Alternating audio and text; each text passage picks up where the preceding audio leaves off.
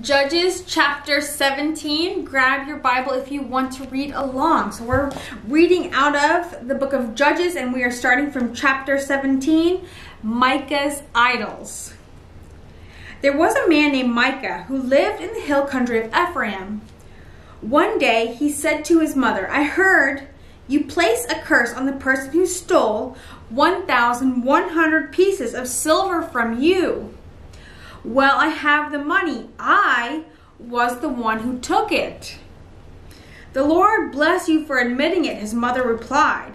He returned the money to her, and she said, "I now dedicate these silver coins to the Lord. In honor of my son, I will have an image carved and an idol cast." Oh, that's terrible. So when he returned the money to his mother, she took 200 silver coins and gave them to a silversmith, who made them into an image and an idol. And these were placed in Micah's house. Micah set up a shrine for the idol, and he made a sacred ephod and some household idols. Then he installed one of his sons as his personal priest. In those days, Israel had no king, and all the people did whatever seemed right in their own eyes. One day, a young Levite who had been living in Bethlehem in Judah arrived in that area.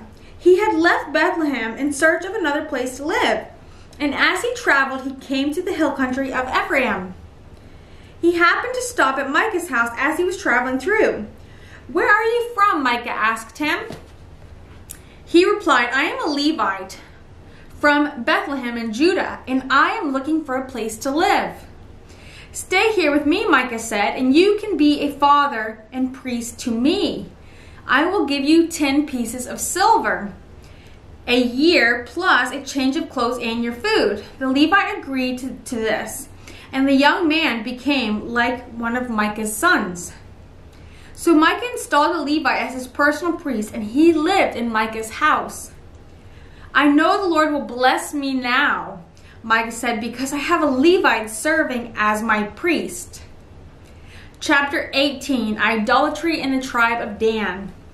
Now in those days, Israel had no king, and the tribe of Dan was trying to find a place where they could settle, for they had not yet moved into the land assigned to them when the land was divided among the tribes of Israel. That's acting in disobedience. So the men of Dan chose from their clans 5 capable warriors from the towns of Zorah and Eshtaol to scout out a land for them to settle in. When these warriors arrived in the hill country of Ephraim, they came to Micah's house and spent the night there. While at Micah's house, they recognized the young Levite's accent. So they went over and asked him, "Who brought you here, and what are you doing in this place? Why are you here?" He told them about his agreement with Micah and that he had been hired as Micah's personal priest. Then they said, "Ask God whether or not our journey will be successful." "Go in peace," the priest replied, "for the Lord is watching over your journey." So the 5 men went on to the town of Laish, where they noticed the people living carefree lives. Like the Sidonians, they were peaceful and secure. The people were also wealthy because their land was very fertile. And they lived a great distance from Sidon and had no allies nearby. When the men returned to Zorah and Eshtaol, their relatives asked them, "What did you find?" The men replied, "Come on, let's attack them. We have seen the land and it is very good. What are you waiting for? Don't hesitate to go and take possession of it. When you get there, you will find the people living carefree lives. God has given us a spacious and fertile land, lacking in nothing." So 600 men from the tribe of Dan, armed with weapons of war, set out from Zorah and Eshtaol. They camped at a place west of Kiriath Jearim in Judah, which is called Mahane Dan to this day. Then they went on from there into the hill country of Ephraim and came to the house of Micah.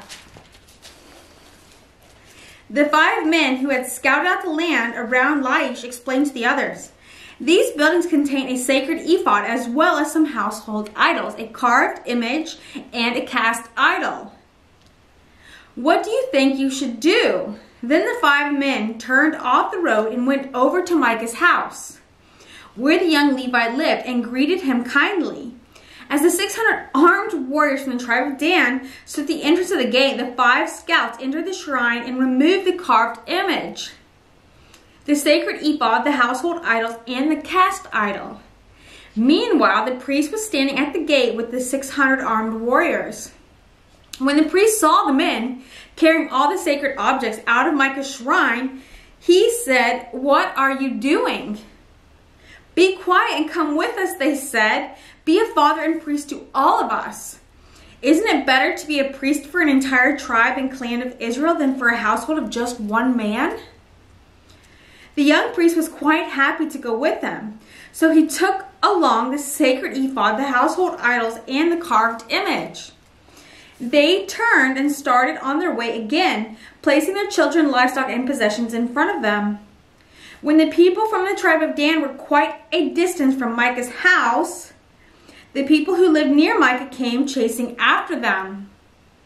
They were shouting as they caught up with them. The men of Dan turned around and said to Micah, "What's the matter? Why have you called these men together and chased after us like this?" "What do you mean, what's the matter?" Micah replied. "You've taken away all the gods I have made, and my priests, and I have nothing left." The men of Dan said, "Watch what you say. There are some short-tempered men around here who might get angry and kill you and your family." So the men of Dan continued on their way. When Micah saw that there were too many of them for him to attack, he turned around and went home. Then, with Micah's idols and his priests, the men of Dan came to the town of Laish, where people were peaceful and secure. They attacked with swords and burned the town to the ground. There was no one to rescue the people, for they lived a great distance from Sidon and had no allies nearby. This happened in the valley near Beth Rehob. Then the people of the tribe of Dan rebuilt the town and lived there. They renamed the town Dan after their ancestor, Israel's son, but it had originally been called Laish. Then they set up the carved image, and they appointed Jotham, son of Gershom, son of Moses, as their priest. The family continued as priest for the tribe of Dan until the exile. So Micah's carved image was worshipped by the tribe of Dan as long as the tabernacle of God remained at Shiloh. Wow. You know, and I've read these things before, and it still blows my mind every time. I have things underlined and starred, and it still just blows my mind every time I read it again. So I think the whole entire Bible is so good for us to be reading and enjoying and studying, learning what to do to glorify God and what not to do to glorify God. And it's a work in progress.